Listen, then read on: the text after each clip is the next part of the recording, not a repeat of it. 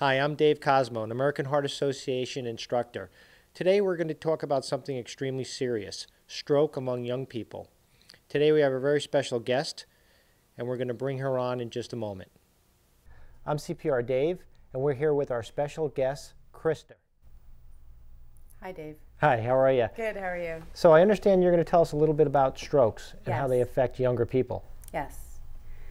I am the founder of the Stroke Awareness and Support Association, which is a 501c3 nonprofit dedicated to raising awareness on the prominence of younger strokes every year. Fantastic. And as well as being a part of the American Heart Association, strokes are very important to us and getting the information on how to reduce them in our population. That's correct. So what else can you tell me about your organization? Our mission is to, as I said, raise awareness and to provide support and resources to younger stroke victims.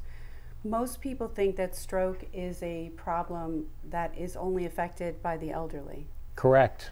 But what I am a stroke survivor. I was 39 years old when I had a stroke, and I thought I was the only one. I thought I was the only person who was unlucky enough to have a stroke that young.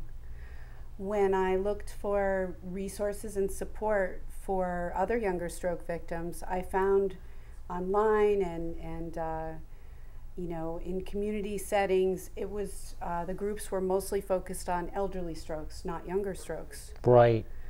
I started the Stroke Awareness and Support Association for the purpose of letting other younger stroke victims know that they're not alone, and that if they are affected by stroke, there are other people who can relate to whatever challenges they're going through. Fantastic. It sounds like it's a wonderful thing that you're doing to help others. Thank you. And it's amazing. I know for a fact that we are re-educating healthcare professionals in helping them diagnose strokes, because a lot of times I know people come in through the hospital or through the ER with symptoms of a stroke, and a lot of times they're misdiagnosed. That's correct, and that is the main benefit of raising awareness, is getting a proper diagnosis. If you are diagnosed within the first few hours of suffering a stroke, chances are you'll have a full recovery. There are medications that can reverse the effects of stroke. However, younger stroke victims often present to the emergency room, to their internists, to the frontline caregivers.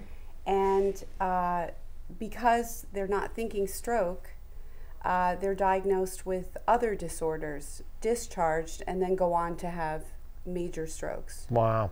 So, so once they have their first stroke, and then they go on to having a more significant one a little later on if they're not diagnosed correctly.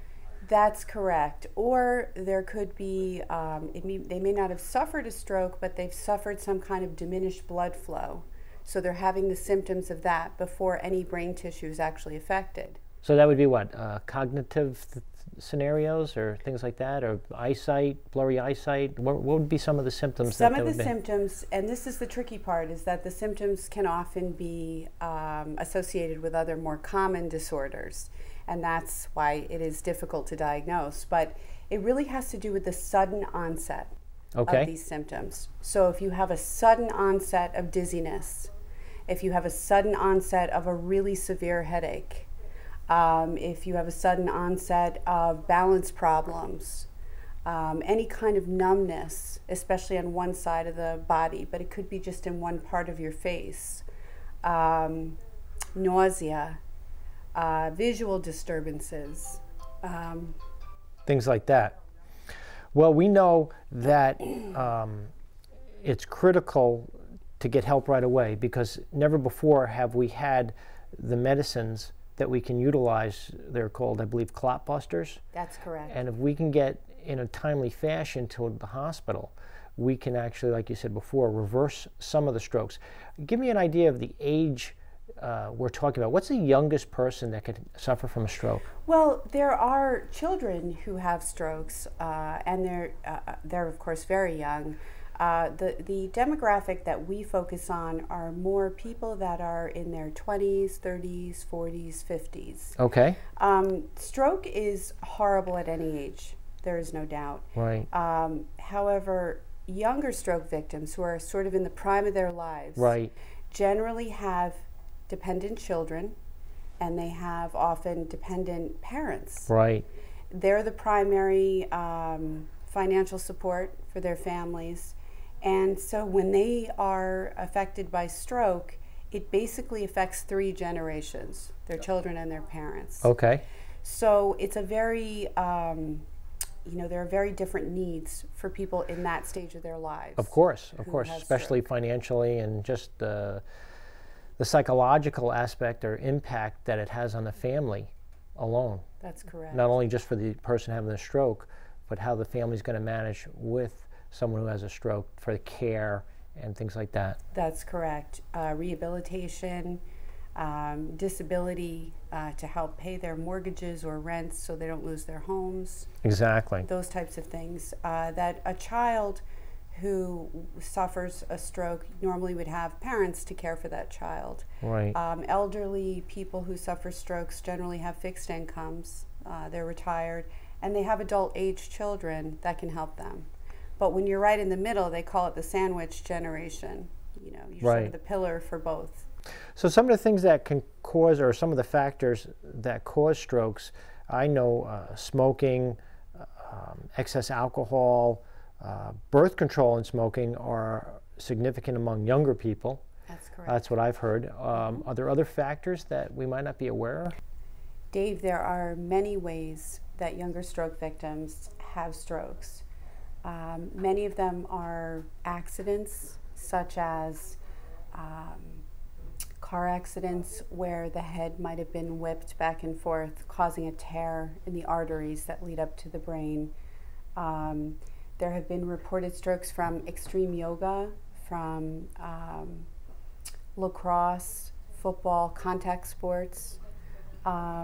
There have been strokes reported from cervical manipulation, which is what happened to me. So many of these are not preventable. They are accidents that happen, and it's just important that you know the signs and symptoms and get help immediately. Some of the other causes are genetic disorders. There is a disorder called CADASIL and MTHFR, and these are within your genes. You often don't know that you have them until you've had a stroke and been treated, and then they find out that you have a predisposition to having strokes because of these genetic disorders. So that is the tricky part with younger strokes, is that you can't plan and prevent. You have to simply know the signs and symptoms and know to get help immediately if it happens.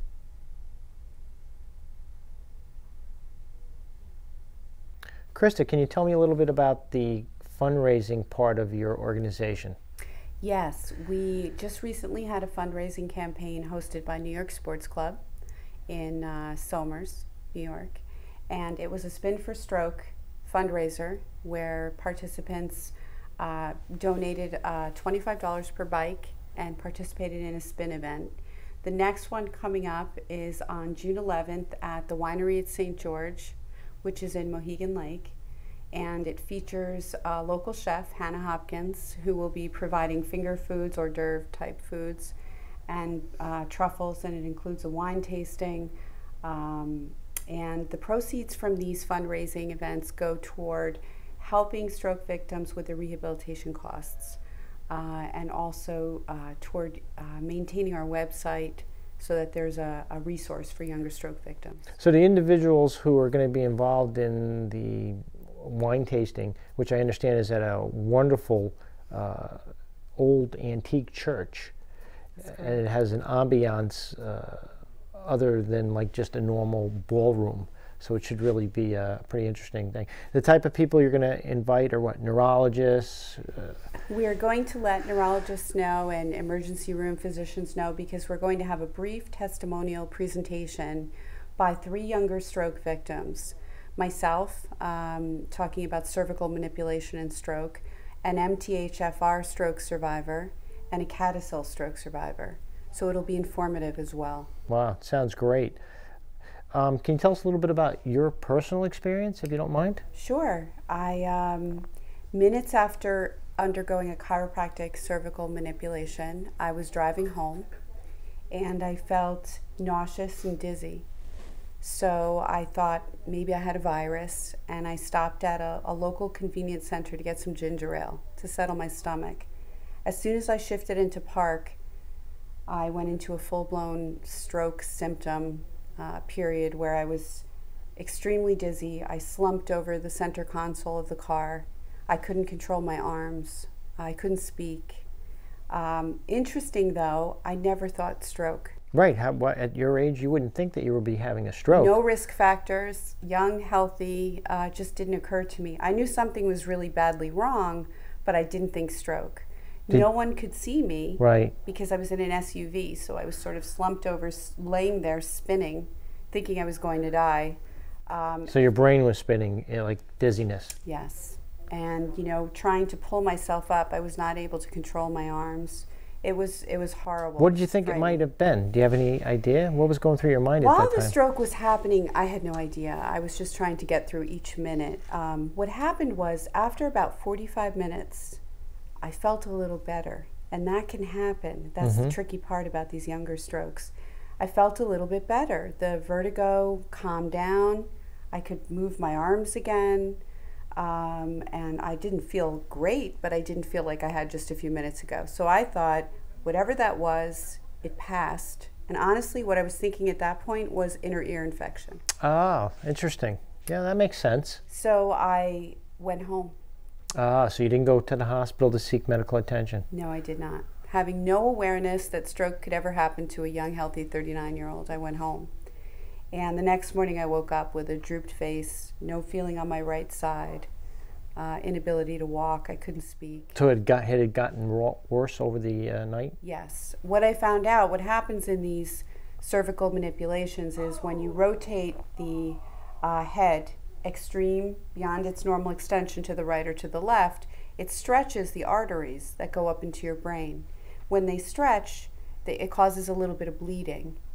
And then the bleeding sort of scabs up. Your body wants to stop the bleeding, so it makes a scab, or a thrombus, they call it, and then that will throw off little pieces or clots. Okay. So probably what happened was, when I experienced the extreme vertigo, I had that initial sort of tearing of the artery that diminished the blood flow to my brain. But I hadn't had a stroke yet. The clots hadn't traveled to my brain. But when I slept that night, they did. If I had gone to the emergency room right away, they would have given me medication that would have prevented those clots from causing any damage at all. But of course, I didn't know. Wow.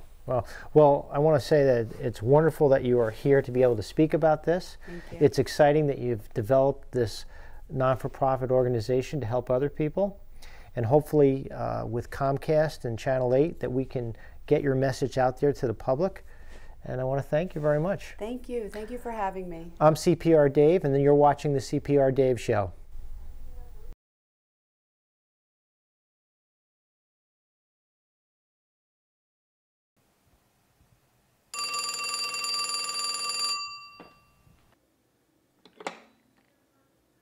Payphone Productions.